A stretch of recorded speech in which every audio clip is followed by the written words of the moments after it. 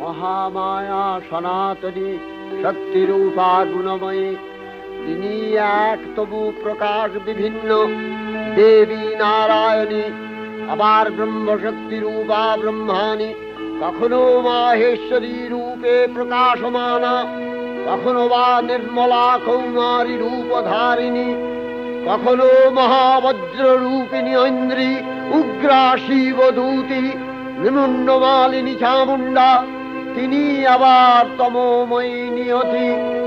এই সর্বপ্রকাশমানা মহাশক্তি পরমা প্রকৃতির আবির্ভাব হবে সপ্তলোক, তাই আনন্দমগ্ন।